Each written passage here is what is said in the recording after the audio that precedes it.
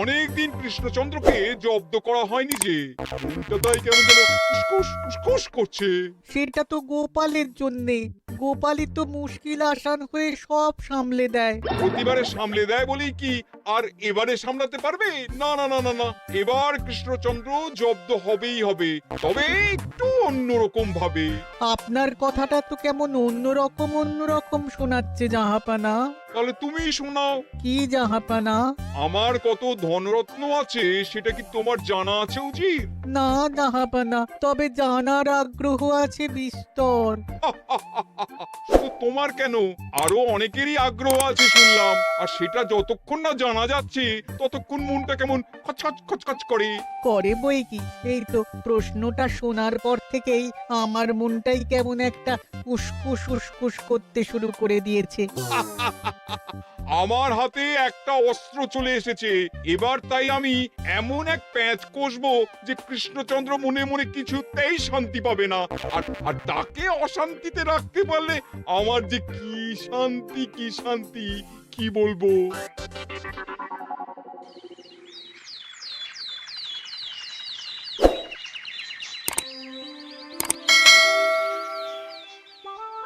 কি যে বলি, মানে এমন আমন্ত্রণ পেলে তো আর না বলা যায় না। যে আমন্ত্রণ পত্র পেয়ে আপনি এত উল্লসিত আনন্দিত, সেই আমন্ত্রণ পত্র কার মহারাজ? আমার অনুমান এই পত্র নিশ্চয়ই নবাবের। তোমার অনুমান একেবারে সঠিক রাজ্যতীষী।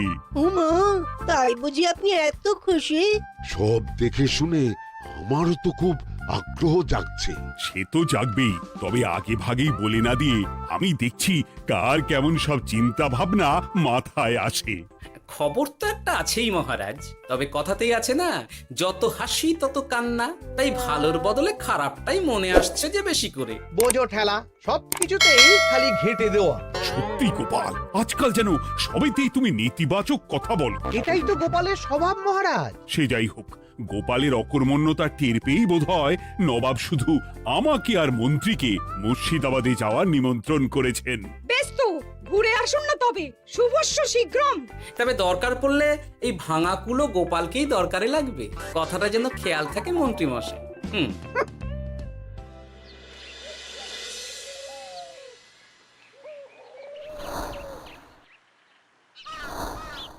খেয়াল করেছো গিন্নি, আজকাল আমি কেমন কথায় কথায় গোপালকে চুপ করিয়ে দিচ্ছি। কেন গো, কি হলো আবার?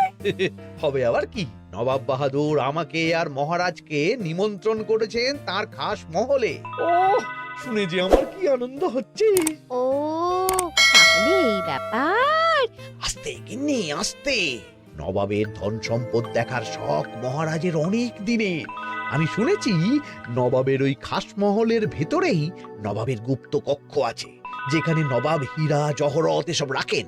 একা তো সেখানে যাওয়া যাবে না, তাই এই মহারাজকে নিয়ে তুমি মুর্শিদাবাদে যাবে? শুধু যাবো তাই নয়, নবাবের গুণকীর্তন করে তার মেজাজ এমন ভালো করব যে নবাব সেখান থেকে কিছু দান খয়রাত করে ফেলবেন আমাকে। তাই নাকি? তবে নয়তো কি, গোপাল তো খেতে পাবেই না, গন্ধও শুঁকতে পারবে না।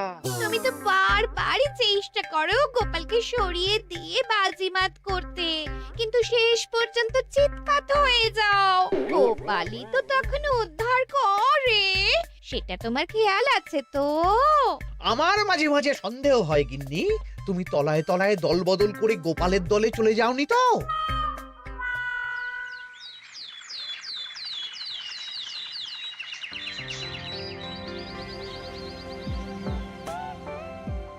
এবার বুঝলে তো দাদু, আমরা কিন্তু তোমারই দলে। ঝালে ঝোলে অম্বলে সব সময় তোমার সঙ্গে সঙ্গে থাকি। তাই যখনই পাই তখনই তোমাকে সেবা করার সুযোগ হাতছাড়া করতে চাই না, কি বুঝলে? তাই বলে পড়া ছেড়ে তোরা এখন দাদুকে হাওয়া করছিস? তুমি বুঝবে না দিদা, দাদুকে শুতে বসতে হাতে রাখলে লাভ আছে। সে তো বটেই, আর তুমি বা শুয়ে আছো কেন? তোমার কি কাজকর্ম কিছু নেই? পড়ে পাওয়া 14 আনা ছুটি কাজে লাগিয়ে কদিন ভাবছি দিব্যি গায়ে হাওয়া লাগাবো, বুঝলে গিন্নি? আর আমরা এসে সেটাই করে দিচ্ছি। সে তো দেখতেই পাচ্ছি, তা ছুটিটা কি সে শুনি? ওদিকে মহারাজ আর মন্ত্রীমশাই নবাবের কাছে গেছেন, তাই এদিকে আমি শুয়ে পড়েছি, এই আর কি। কথাতেই তো আছে, চাষি গেল ঘর, লাঙল তুলে ধর, তাই না গিন্নি? কথায় কথায় দাদু ভালোই দিয়েছে। কোথায় মহারাজ তোমাকে সঙ্গে করে নিয়ে যায়নি বলে তোমার আফসোস হবে তা নয়, উল্টে তুমি শুয়ে শুয়ে হাওয়া খাচ্ছ। আমার মন বলছে শুধু আমি নয়, নবাবও বাজাচ্ছেন ওদিকে। মহারাজ আর মন্ত্রীমশাইকে ঘটা করে কি আর এমনি এমনি ডেকে নিয়ে গেছেন সেখানে? হ্যাঁ?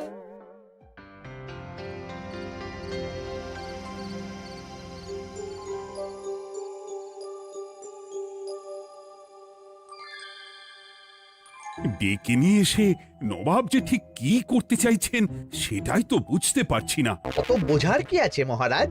খাবো, শোবো আর গুপ্ত কক্ষে ঢুকে নবাবের সঞ্চয় দেখব, তাহলেই তো হবে। তাই কি আর হবে কে জানে। না না, জানতে তো আমাকে হবে। এখানে এসে তোমাদের কোনো অসুবিধা হচ্ছে কিনা সেটা আমাকে জানতে হবে না? আপনি কিচ্ছু ভাববেন না জাহাপানা, ব্যবস্থা সব করাই আছে। না না, এমনিতে কোনো অসুবিধে নেই, তবে একটা অস্বস্তি হচ্ছে বটে। আসলে মহারাজ বোধহয় মনে মনে ভাবছেন নবাব বাহাদুর নিশ্চয়ই তাকে ডেকে এনেছেন তার গুপ্ত কক্ষে কত মণিমাণিক্য ধন সম্পদ আছে সেটা দেখানোর জন্য। তাই নাকি? মানে এখানকার হিরে সেখানকার চুনি, অমুক দেশের পান্না তমুক দেশের মুক্ত। শুধু কি তাই, আরো কত কি। হ্যাঁ হ্যাঁ, সেগুলো যতক্ষণ না দেখতে পাচ্ছেন ততক্ষণ মহারাজ ঠিক স্বস্তি পাচ্ছেন না। এই যে কৃষ্ণচন্দ্রের যে আমার ধনসম্পদ দেখার প্রবল ইচ্ছে আছে সেটা আমার ভালো মতোই জানা আছে। তবে সবাইকে তো সবটা দেখাতে নেই, আর সবার জন্য সবটাও নয়, তাই না? তাই কি জাহাপনা? তাই গুপ্ত কক্ষের ভেতরে কি আছে সেটা না হয় না দেখাই থাক। না না, তোমরা বরং খানা পিনা করো গিয়ে, হ্যাঁ, বিশ্রাম নাও। উজিত তোমাদের খেয়াল রাখবে, কেমন? এই রে, এটা কি হলো? কি আবার হবে? তোমার পাল্লায় পড়ে মান সম্মান সব গেল। এর থেকে আমার কৃষ্ণনগরই ভালো।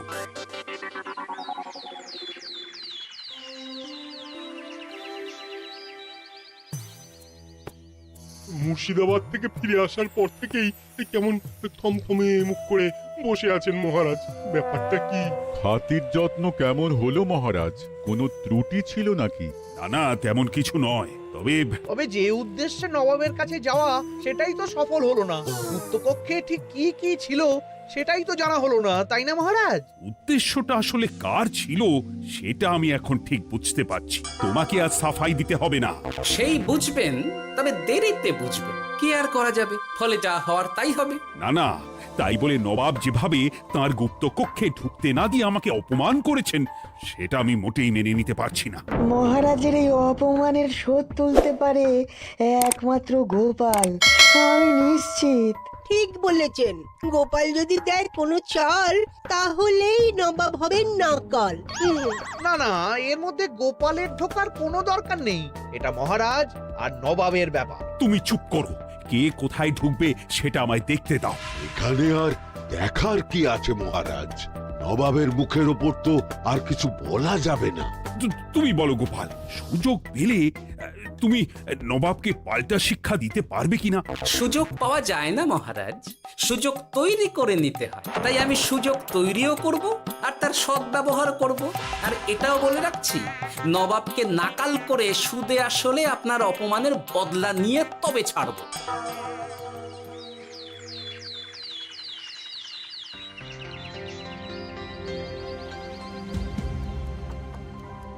কি হলো জাহাপানা, আপনি যেমনটা চেয়েছিলেন তেমনটাই তো হলো। মহারাজ কৃষ্ণচন্দ্র মনের কথা মনেই চেপে রেখে মুখ চুন করে পালালো, তারপরেও আপনার মন ভালো নেই? না না হুজির, ঠিক জমলো না। তার উপর আবার এই বেনামি পত্র। সে কি, মহারাজ কৃষ্ণচন্দ্রকে অপমান করে তাড়িয়ে দেওয়ার পরেও জমলো না? হ্যাঁ, আর কোন পত্রের কথা বলছেন জাহাপানা? কে পাঠিয়েছে, কোথা থেকে পাঠিয়েছে কিছুই বুঝতে পারছি না। তবে দু চার কথা যা লেখা আছে এতে, তাতেই তো চোখ কপালে উঠেছে। আমার খাস মহলের ব্যবস্থাপনায় নাকি ত্রুটি আছে, অতিথি আপ্যায়নে বিস্তর গলদ। সেটা আবার 5 কান? এই না মানে এক কান হলো কি করে? কানাকানি হোক বা না হোক, জানাজানি হতে কিন্তু দেরি নেই। নাও থালা সামলাও, এদিকে গোপালও এসে হাজির। এমনি এমনি কি আর এসেছি জাহাপনা? আসলে মহারাজ এসে আপনার খাস মহলে ছিলেন বটে, তবে যে শয্যায় মহারাজকে শুতে দেওয়া হয়েছিল সেটা ছিল অসমান আর শক্ত। তাই আমি ছুটে এসেছি আপনার এইরকম নিম্নমানের সামগ্রী আর ব্যবস্থাপনা দেখার জন্য। এখানে আবার দেখার কি আছে? সবাই তো জানে নবাবের ধন সম্পদের কথা, এবার না হয় আমি নবাবের দৈন্য দশার কথা জানাবো সবাইকে। এসব কি হচ্ছে কিছুই তো বুঝতে পারছি না। প্রথমে এই পত্র, তারপর গোপালের অভিযোগ এই মাত্র। না না না না, এই রকম হতেই পারে না। কি হতে পারে না জাহাপনা? আমার শয্যায় কোনো গলদ নেই, আর এটা শুধু তুমি চোখেই দেখবে না, একবার শুয়েও দেখবে। আজ রাতটা তুমি আমার খাস মহলেই কাটাবে, আর ওই শয্যাতেই শোবে। হ্যাঁ, এই রকম করবেন না জাহাপানা, গোপালকে বিশ্বাস নেই, কখন যে কি করে ফেলবে তখন দেখবেন মাথা চাপড়াতে হবে। তবে এটাও শুনে রাখো গোপাল, যে গুপ্ত কক্ষ আছে যেখানে হিরে জহরাত প্রসাধনী সামগ্রী ইত্যাদি প্রভৃতি রাখা আছে, তার দরজা কিন্তু কোনো মতেই খুলবে না। সত্যি কথা বলতে কি, সেই গুপ্তকক্ষ দেখার স্বাদ আমারও ছিল বটে, তবে কি আর করা যাবে, নবাব যেমন বলবেন সেটাই মেনে নিতে হবে। তবে মনটা আনচান করবে, এই আর কি। যাক, গোপালের মনের মধ্যেও অস্বস্তি ঢুকিয়ে দেয়া গেছে তাহলে। বাবা, ছুঁচ হয়ে ঢোকার সুযোগ পেয়েছি, এবার ফাল হয়ে বেরোবো।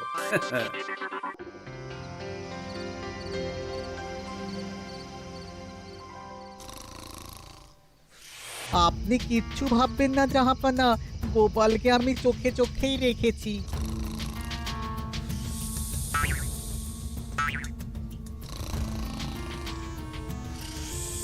কিন্তু দেখে তো মনে হচ্ছে গোপালের শুতে কোনো অসুবিধা হচ্ছে। তা কি করে হয় জাহাপানা? অবশ্য কায়দা করে গোপালের মনে যে গুপ্ত কক্ষের ভাবনা ঢুকিয়ে দিয়েছেন, হতে পারে তার জন্যই সে আনচান করছে।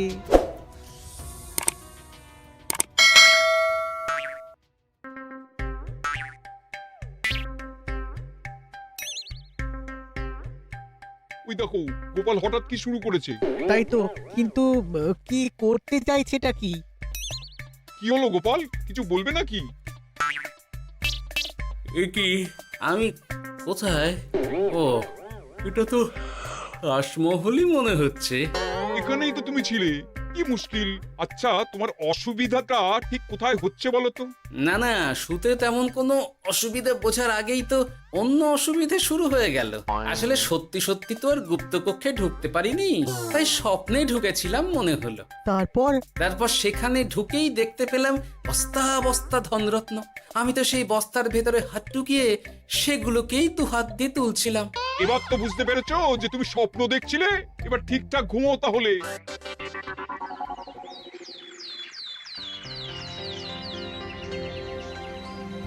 কাল রাতে গোপাল আচ্ছা ঝামেলায় ফেলেছিল।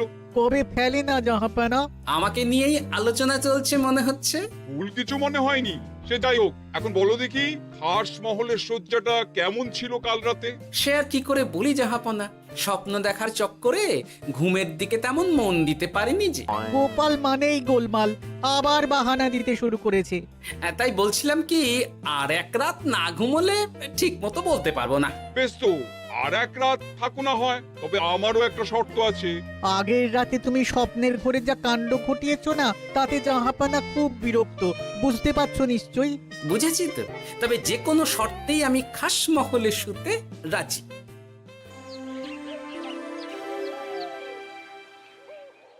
আমার এক কথায় রাজি হয়ে গোপাল নবাবের কাছে ছুটে গেল, কিন্তু কই, এখনো তো ফিরে এলো না। এমনও তো হতে পারে মহারাজ যে নবাব গোপালকে আটকে রেখেছেন। কেন? গোপাল তো দাবি করে যে সে তার বুদ্ধির জোরে যে কোনো বাধা বিপত্তি থেকে বেরিয়ে আসতে পারে। এবার তাহলে ফেঁসে গেল কি করে? না না, গোপালের কোনো বিপদ হবে না, দেখবেন গোপাল এবারেও ঠিক বেরিয়ে আসবে। হ্যাঁ, গোপাল আসবে হেসে হেসে, মহারাজ দেখবেন বসে বসে। আমার ধারণা কিন্তু যে কোনো শর্তেই নবাব গোপালকে শায়েস্তা করেই ছাড়বেন। গোপাল যখন নিজে থেকে নবাবকে খোঁচাতে গেছে তখন আঁচড় তো খেতেই হবে। কি জানি নবাব আবার গোপালকে কিভাবে জব্দ করছেন, কি জানি।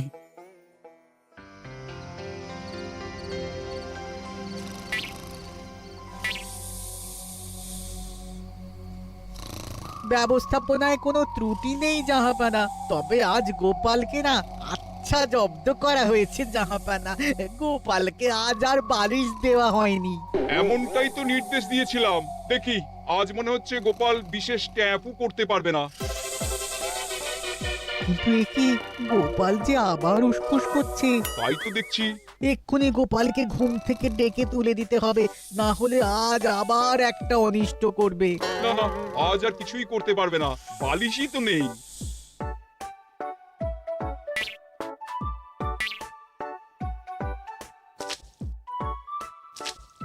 এ কি, গোপাল তো আবার শুরু করে দিয়েছে। ধরো ধরো ধরো, এক্ষুনি ধরো ওকে। আরে ওঠো ওঠো, জেগে ওঠো গোপাল। আরে হচ্ছেটা কি? আজ আবার তোমার কি হলো? এ হে, আজ আবার একটা গন্ডগোল করেছি মনে হচ্ছে। গন্ডগোল বলে গন্ডগোল, জল ছড়িয়ে কি অবস্থা করেছো দেখো। আমার কোনো দোষ নেই, কিন্তু সেই আবার গুপ্তকক্ষের স্বপ্ন এলো আর গোলমাল হয়ে গেল। আজ আবার কেমন স্বপ্ন এলো? গুপ্তকক্ষের যেদিকে আরব আর পারস্য দেশের আতরের সম্ভার ছিল, স্বপ্নে সেই দিকে ঘুরছিলাম আজ। সেগুলো ছড়িয়ে ছড়িয়ে দেখতে দেখতেই স্বপ্ন ভেঙে গেল। বটে, দাঁড়াও, কাল সকালই তোমার ব্যবস্থা হচ্ছে।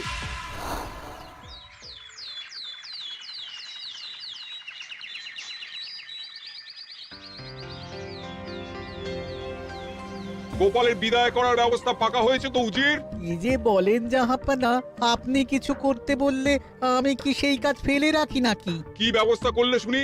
তোমার তো আবার 18 মাসে বছর। এবারে আর সেটা বলতে পারবেন না। ঘোড়ার পিঠে চেপে এতক্ষণে হয়তো গোপাল কৃষ্ণনগরে পৌঁছেও গেছে। যাক, আপদ বিদেয় হয়েছে তাহলে। সর্বনাশ হয়ে গেছে জাহাপানা। আবার কি হলো? গোপাল তো ওই খাসমহল ছেড়ে যায়নি, উল্টে কোথা থেকে একটা ওই ঢেঁড়া জোগাড় করে এনে ওই সবকিছু ঘেঁটে দেওয়ার চেষ্টা করছে। বোঝো ঠেলা, এবারে নবাবই দেখুক কি করে সামলাবে।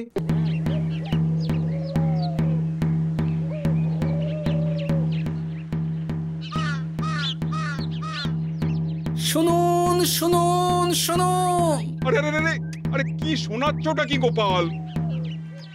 এখনো শোনাইনি, তবে শোনাবো শোনাবো ভাবছি। সবাইকে জানাতে গেলে এই ঢাড়া পেটানো ছাড়া আর উপায় কি? কিন্তু জানাবেটা কি? এই যে নবাব যে অতিথিদের ডেকে এনে তাদের নিশ্চিন্তে ঘুমোতে দেওয়ার ব্যবস্থা করতে পারেন না, এটা তো সবার জানা দরকার। কি বিপদ! না না না না, এই বদনাম নিয়ে আমি গোপালকে কোথাও যেতে দেবো না। তাহলে কি করতে হবে জাহাপানা? আজ ও রাতে গোপাল খাস মহলে শোবে। এই তো এবার পড়েছেন গোপালের জালে।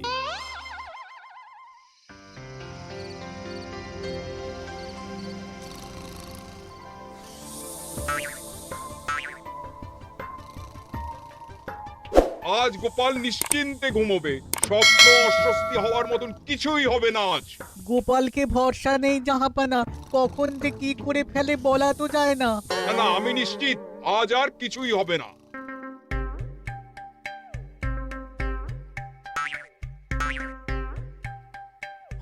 হবে না বলতে বলতেই হতে শুরু করেছে জাহাপানা। আরে ওকে গিয়ে চেপে ধরো এক্ষুনি। ঘুমের ঘোরে আবার কি করছো গোপাল? এবার আবার কি হয়েছে? আবার কি স্বপ্ন দেখছিলে নাকি? কি মুশকিল হলো বলুন তো দেখি। গুপ্তকক্ষে ঢুকতে পারিনি, কিন্তু তার স্বপ্ন দেখা তো থামছে না। তার মানে? আজ স্বপ্নে দেখছিলাম গুপ্তকক্ষের একদিকে দামি দামি রেশমি কাপড়, মসলিনের বিপুল সম্ভার, ওই সেগুলোই টেনে টেনে দেখছিলাম আর কি। তাই বলে পর্দা ধরে টানাটানি করতে হবে? ওই দেখুন, ওগুলোকেই তো মসলিন ভাবলাম। না না না না, এবার আমি মনে মনে স্থির করে ফেলেছি এই ঝামেলা থেকে বেরোবার একটাই উপায়, আর সেটাই এবার আমি করব।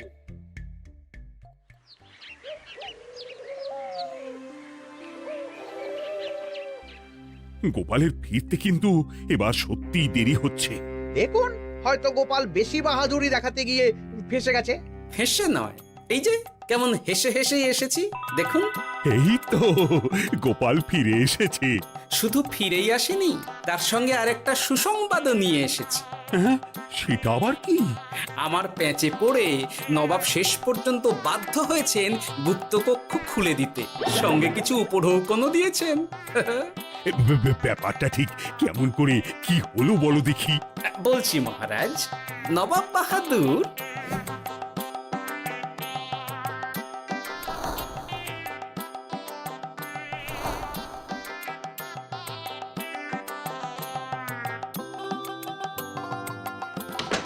এসো গোপাল, তোমার জন্য আমি গুপ্ত কক্ষের দরজা খুলেই দিলাম।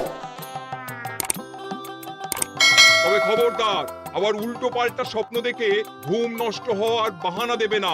আর কৃষ্ণচন্দ্রকে গিয়ে বলবে তারও আর গুপ্ত কক্ষ দেখতে আসার কোনো বাধা নেই। আর একটা কথা,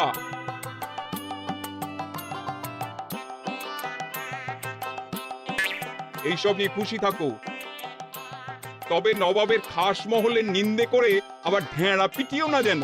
এমনিতেই সেই অভিযোগপত্র নিয়ে নবাব বাহাদুর চিন্তিত। সেই চিন্তা ঝেড়ে ফেলুন জাহাপনা, কারণ ওটা আমারই দুষ্ট বুদ্ধির ফল। অবস্থা বুঝে ওই ব্যবস্থা আমিই নিয়েছিলাম। হ্যাঁ, আগে হ্যাঁ। সাবাস গোপাল, তুমি তাহলে শেষমেশ যে কোনো উপায়ে নবাবকে মাথা নোয়াতে বাধ্য করলে। আপনাকে কেউ অসম্মান করলে আমি যে নিজেকে সামলে রাখতে পারি না মহারাজ। সত্যি গোপাল, তোমার তুলনা হয় না।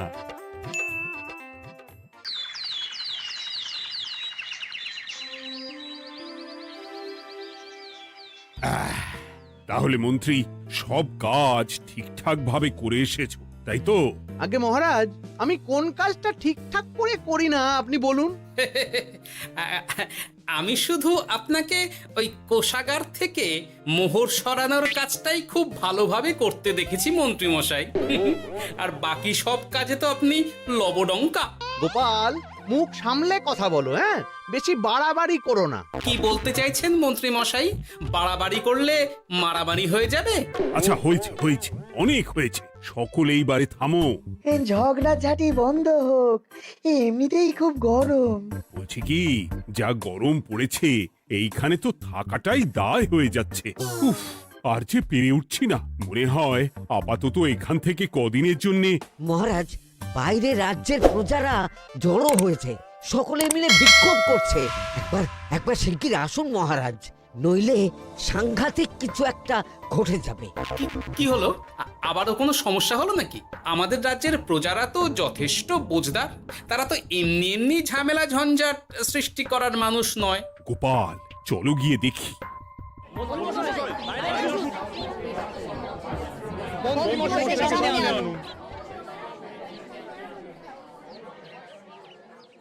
কি ব্যাপার, তোমাদের কি সমস্যা হয়েছে? এইভাবে বিক্ষোভ করছো কেন? মহারাজ, মন্ত্রী মশাইকে সামনে আনুন, তারপর বলছি কি হয়েছে না হয়েছে। সেরেছে। আরে, আমাকে ডাকছে কেন? আচ্ছা, বলছি তোমরা একটু শান্ত হও। আমি বুঝতে পারছি তোমরা কিছু একটা কারণে খুবই অসন্তুষ্ট হয়েছো, তাই সেই জন্য বলছি আগে শান্ত হও, তারপর বলো মন্ত্রী মশাইকে কেন খুঁজছো, উনি কি করেছেন? গোপাল দাদা, তুমি তো জানোই রাজ্যে যা গরম পড়েছে, তার জন্য খাল বিল পুকুর নদী নালা একেবারে শুকিয়ে গেছে, চারিদিকে জলের হাহাকার। হ্যাঁ হ্যাঁ, সে তো জানি। গত সপ্তাহে এই সমস্যার কথা জানিয়ে মহারাজকে অনুরোধ করে গিয়েছিলাম যে রাজ্যের বাঁধটা যাতে খুলে দেওয়া হয়। কেন?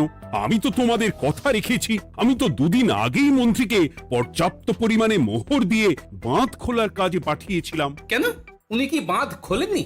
সেইটা ওনাকেই জিজ্ঞাসা করুন। গত দুদিনে উনি তো বাঁধ খুলতে আসেনি, উপরন্তু আমরা ওনাকে ডাকতে গেলে উনি আমাদেরকে তাড়িয়ে দিয়েছেন। সে কি, এ তো ভারী অন্যায়। দুদিন ধরে অপেক্ষা করে আর না থাকতে পেরে আজকে আমরা এখানে এসেছি। এই অবস্থায় আমরা কি করব? যদি আমাদেরকে আমাদের রাজ্য সাহায্য না করে তাহলে কোথায় যাব আমরা? ছি ছি ছি, আমি তো ভাবতেই পারছি না। মন্ত্রী, এই মন্ত্রী।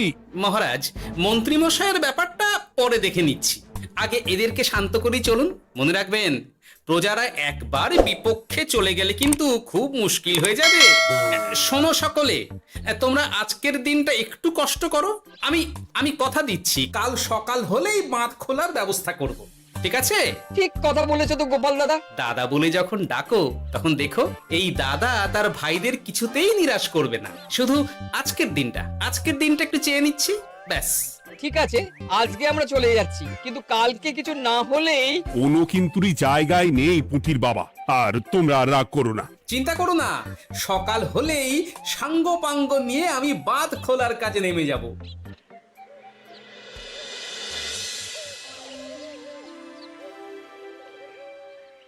ছি ছি মন্ত্রী, তুমি এইভাবে আমায় মিথ্যে বললে। ভাবতেই পারছি না কি দরকার ছিল আমায় মিথ্যে আশ্বাস দিয়ে প্রজাদের সামনে নাক কান কাটার। মুখে কুলুপ কেন? উত্তর দাও। না মানে আমার শরীরটা ঠিক ভালো ছিল না, তাই বাড়ি থেকে বেরোতে পারিনি। বলছি কি, শরীর খারাপ থাকলে রাজসভায় খবর দিতে পারতেন, আমরা কেউ দায়িত্বটা পালন করতাম, কি আছে? সমস্ত মোহরগুলো ত্যাগস্থ করে ঘাপটি মারলেন ঘরে। ছি ছি, জানাই আপনাকে ধিক্কার। সকলে মিলে করো প্রতিবাদের চিৎকার। মন্ত্রী মশাই, ছি ছি ছি ছি ছি ছি। মহারাজ, আপনি এক্ষুনি মন্ত্রী মশাইকে কদিনের জন্য সভা থেকে বহিষ্কৃত করুন। সে তো করবই, তবে তার আগে আমি চাই কালকে যখন বাঁধ খুলতে তোমরা নামবে তখন সেই কাজে কোনো লোক নিয়োগ না করে মন্ত্রীকেই বাঁধ খুলতে নামাবে। মহারাজ, এ কেমন বিচার আপনার? আমি না রাজ্যের মন্ত্রী। মন্ত্রী না ষড়যন্ত্রী। মন্ত্রী মশাই, তাহলে কালকের জন্য প্রস্তুত থাকুন। মহারাজের বাঁধ খোলার জন্য সকল মুহূর্ত আগেই আত্মসাৎ করেছেন, এবার শুধু কাজে নেমে পড়বেন, কেমন?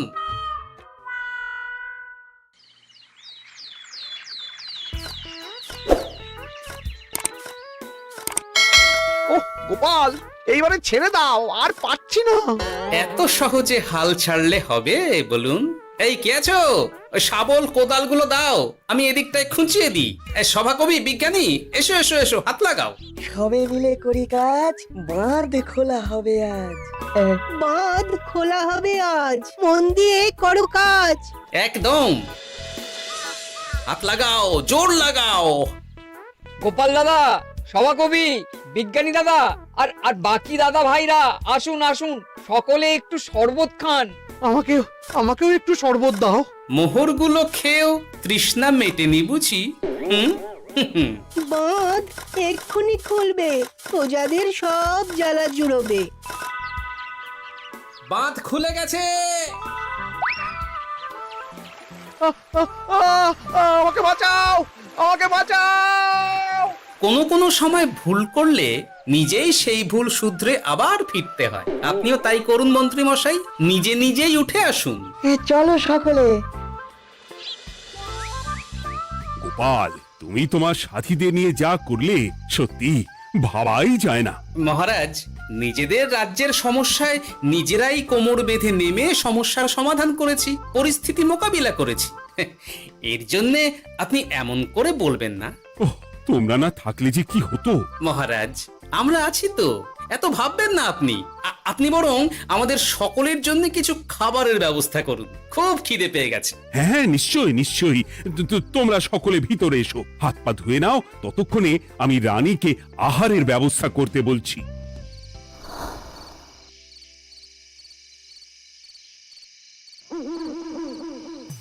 ওমা গো, ওমা বাঁচাও, কি শরীর খারাপটাই না লাগছে গো। একে গিন্নি, বাবারে, কি হয়েছেটা কি? ও, তুমি এইভাবে এখানে শুয়ে কাতরাচ্ছ কেন? বলি তুমি এসেছো? হ্যাঁ, এই তো আমি চলে এসেছি। কি হয়েছে গিন্নি? তোমার কোথায় কষ্ট হচ্ছে? গরমে হাঁসফাঁস করছি গো, পারছি না। রান্না করতে গিয়ে খুব বাজে অবস্থা হয়ে গেছে গো, এই থেকে এইখানে পড়ে পড়ে গড়াচ্ছি। ঠিক আছে, আজ আর রান্না করতে হবে না গিন্নি, আমি রাজবাড়ি থেকে খেয়ে এসেছি। বাহ, নিজে খেয়ে এসেছো বলে আর রান্না করতে হবে না বলে দিলে? এদিকে রাত্রে আমি খাবো কি, সে খেয়াল আছে? হ্যাঁ, খেয়াল আছে, খেয়াল আছে। যাও, আমার জন্য রান্না চাপাও আর একটু জল দাও। দেখো, এত গরম পড়ে কৃষ্ণনগরের অবস্থা শোচনীয় হয়ে গেছে। বয়স্ক লোকেরা কোনো কাজই করতে পারছে না। সত্যি তো, এই গরমে রান্না করাটা খুবই কঠিন গিন্নি। কি বললে? আমি বয়স্ক লোক?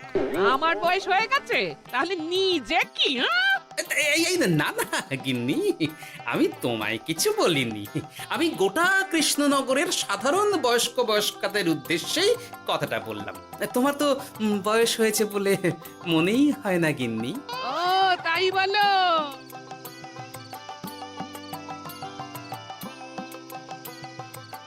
নাও গিন্নি, জল নাও। আজ না হয় আমি রান্না করব। হে ভগবান, মুখের একটু লাগাম দাও। এইভাবে যখন তখন সত্যি কথা বলিও না।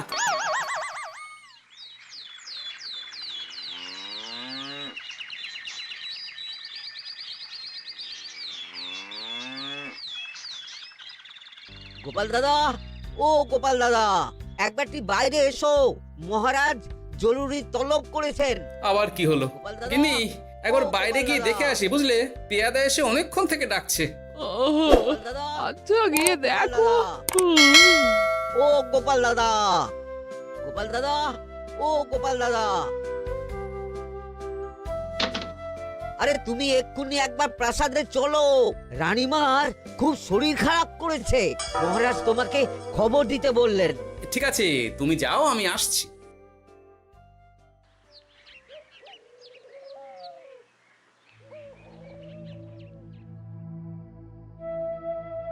গোপাল, কি হবে বলো তো? রানী তো দুমদাম করে ব্যারামে পড়ে না। মহারাজ, ভয় পাবেন না, আমরা আছি তো। বৈদ্যকে পরীক্ষা করতে দিন, দেখি সে কি বলে। মহারাজ, অতিরিক্ত গরমের জন্য শরীরটা খারাপ হয়েছে। আসলে উনি এই তীব্র দাবদাহ নিতে পারেননি। তবে চিন্তা করবেন না মহারাজ, আমি বাড়ি গিয়ে এক ধরনের বিশেষ পথ্য পাঠিয়ে দিচ্ছি। রানীমা খেলেই সুস্থ হয়ে উঠবেন। মহারাজ, নিজের কানেই তো শুনলেন, রানীমার তেমন গুরুতর কিছু হয়নি, চিন্তা করবেন না। বৈদ্যর ওষুধে উনি সেরে উঠবেন। যাওয়ার আগে একটা কথা বলে যাই, গরমের এই দাবদাহ কিন্তু আরো ভয়ঙ্কর হবে। তাই সকলে খুব সাবধানে থাকবেন। শরীর যাতে ঠান্ডা থাকে এমন হালকা পাতলা খাবার খাবেন। আসি, রাজসভায় দেখা হবে। মহারাজ, বৈদ্যমশাই কিন্তু এটা ঠিক বলেছেন, গরম আরো বাড়বে। তাই দুজনেই খুব সাবধানে থাকবেন, কেমন? গতকাল তো আমার গিন্নিও গরমের চোটে কুপোকাত হয়ে গেছিল। শেষমেশ আমাকেই বাড়ি গিয়ে রান্না করতে হলো আর কি। ও বাবা, তাই নাকি? তাহলে তো খুবই চিন্তার ব্যাপার। আচ্ছা মহারাজ, আমি তাহলে এখন আসি, আবার রাজসভায় দেখা হবে। এই গরমে আর এখানে থাকতে পারছি না।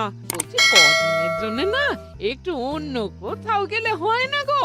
গিন্নি, এই গরমে ঘরেই থাকো, অন্য কোথাও যাওয়ার মোটে নাম করো না। বাইরে বেরোতে গিয়ে যদি কোনোভাবে গরম হাওয়া শরীরে লেগে যায়, তাহলে বিপত্তির আর শেষ থাকবে না গিন্নি। কিন্তু এখানেও তো যা গরম পড়েছে, পচে গলে মরে যাই আর কি। উফ গিন্নি, দয়া করে এইসব বাজে কথা বলা বন্ধ করো তো। আমার আয়ুর থেকেও তোমার আয়ু দীর্ঘ হোক। বাহ, তুমি এসব কথা কোথা থেকে শিখলে গো? হুম? এই তো তোমার থেকে আর কি। গোপাল, গোপাল, রাজ্যের অবস্থা খুবই বেহাল। এই সবই আমাদের পোড়া কপাল। আরে সভা কবি, কি হয়েছে? তোমাকে দেখে তো মনে হচ্ছে তুমি কিছু... বিজ্ঞানী মহারাজ দুজনেই অজ্ঞান। ঘটি ঘটি জল ঢেলেও ফেরাতে পারেনি তাদের জ্ঞান। কি বলছো কি? তা তুমি এই ব্যাপারটা জানলে কি করে? গিয়েছিলাম একটু আগে বিজ্ঞানীর বাড়ি, গিয়ে দেখি লোকজনের ভিড় সারি সারি। সে কি? শুনলাম মহারাজ তাকে কিছু বলতে এসেছিলেন, তারপরে দুজনে বাইরে বেরিয়ে আসতেই অজ্ঞান হয়ে গেলেন। মহারাজ বিজ্ঞানীর বাড়ি গিয়েছিলেন, তাও আবার রানীমাকে ছেড়ে? রাজবৈদ্য কত করে বললেন এই সময় যখন তখন ঘরের বাইরে বেরোবেন না। কে শোনে কার কথা? আমার মনে হয় মহারাজ তেমন কোনো গুরুত্বপূর্ণ কিছু কথা বলতেই বিজ্ঞানীর বাড়ি গিয়েছিলেন।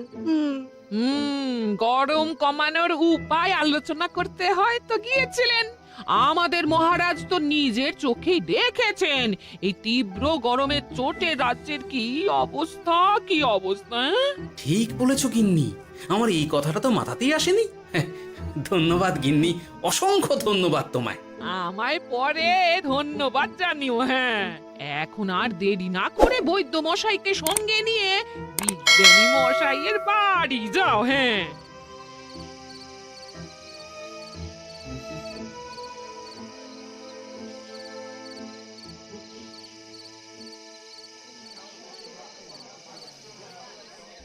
কি বুঝছেন বৈদ্যমশাই? খুব একটা ভালো কিছু বুঝছি না গোপাল।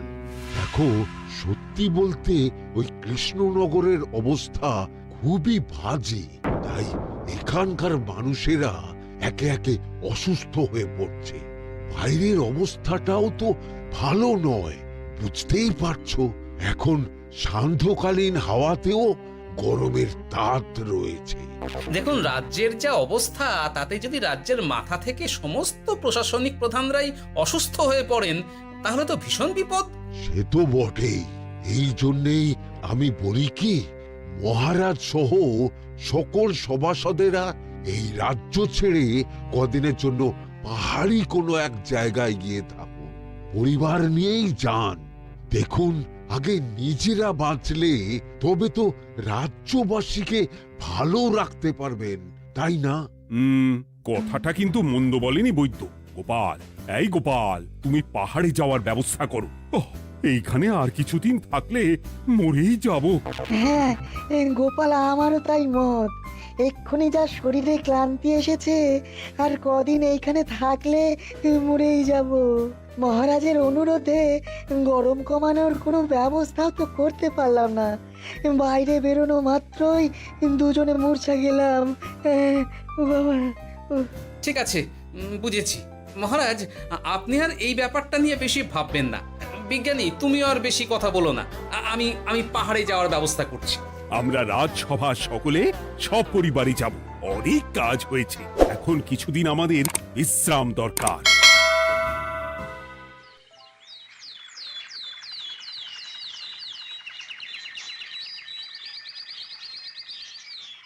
কি গোপাল, মন্ত্রীকেও তুমি আমাদের সঙ্গে নিয়ে যাচ্ছ? তুমি কি সব ভুলে গেছো? মহারাজ, আপনি খামোখা উত্তেজিত হবেন না। আপনার শরীরটা কিন্তু ভালো নেই। আর মহারাজ, আপনার রাজ্যে বাস করে আপনার থেকেই শিখেছি, বিপদের দিনে পরম শত্রুকেও দূরে ঠেলতে নেই। গোপাল এটা ঠিক কথাই বলেছে।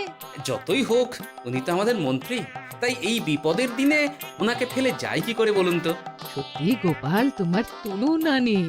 ঠং, সবই নাম কেনার চেষ্টা।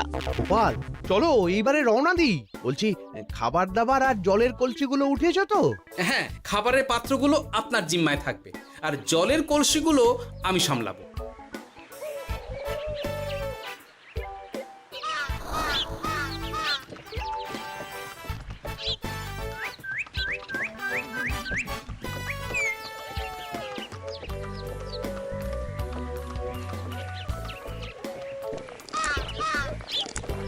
কি গো, তুমি খাবার ছেড়ে শুধুই জল খাচ্ছ? ওদিকে মন্ত্রী মশাই যে সব খাবার একাই সাবার করে দিলে না? ভালোই তো, থাক না। এরপরে বড় বাইরে যেতে হলে বুঝবে। আমি তো ওই জন্যই নিজের জিম্মায় শুধুমাত্র জল নিয়েছি।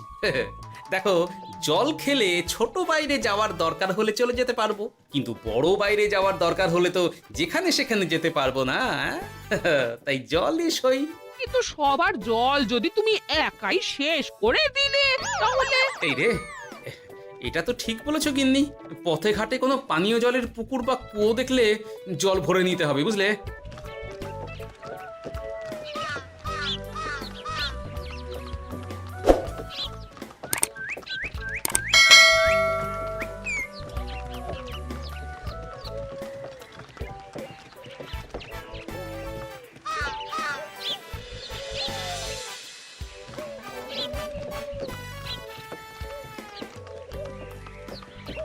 সকলে আসুন, দেখুন দেখুন, মহারাজ আবার মূর্ছা গিয়েছেন।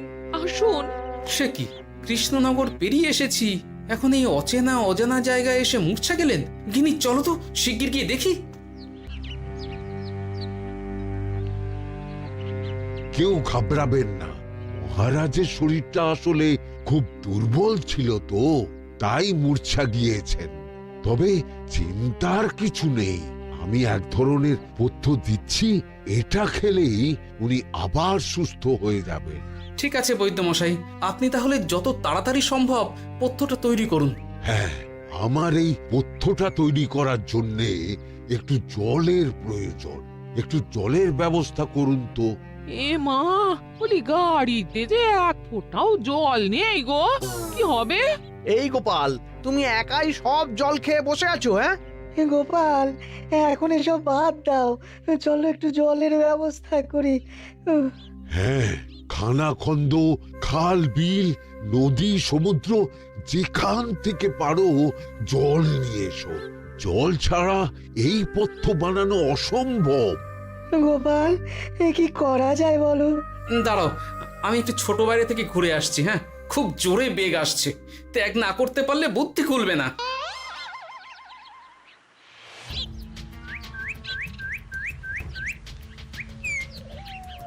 ওদিকে একটা পাত কুয়ো দেখতে পাচ্ছি মনে হচ্ছে।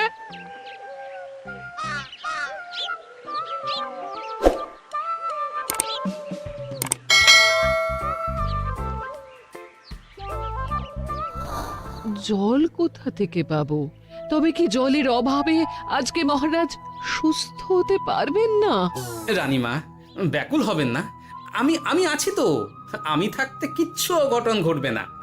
সকলে শুনুন, বিশেষত মহিলাদের বলছি, আপনারা সকলে নিজেদের কাছে যত শাড়ি আছে সেই প্রত্যেকটা শাড়ি আমাকে দিন। আমি শাড়ি জুড়ে জুড়ে লম্বা রশ্মি বানাবো, তারপর সেই রশ্মিতে বালতি ঝুলিয়ে জল তুলব। দয়া করে কেউ দেরি করবেন না।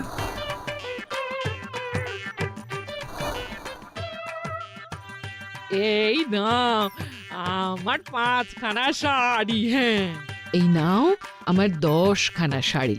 আমি বাবা আমার লতা পাতা মিনি করা শাড়িগুলো দেব না। যা পারো করো, আমি বড় বাইরেতে যাচ্ছি।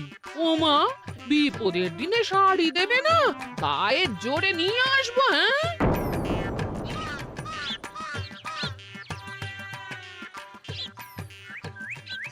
এ বাবা, এখনো কিছুটা কাপড় লাগবে তো। যা গভীর পাতকুয়া, সবার সব শাড়ি তো কাজে লাগিয়ে দিয়েছি, এখন কি হবে? আরে ওই তো কার একটা ঝোপের কাছে ধুতি পড়ে রয়েছে, যাই ওইটাই নিয়ে নি। এই গোপাল, গোপাল, আরে করো কি? ওটা তো আমার ধুতি। আরে আরে আমি এই ঝোপে বড় বাইরের জন্য এসেছি। আরে মন্ত্রী মশাই, বড় বাইরে করার সময় অযথা অন্যদিকে মন দেবেন না, তাহলে পেট সাফা হবে না।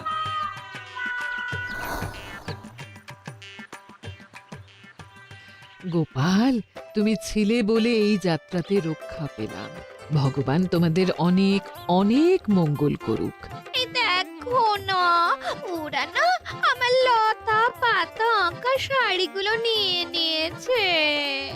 এই, দূর তোমার শাড়ির লতা পাতা, আমি নিজেই জড়িয়েছি বড় বড় ঘাস পাতা।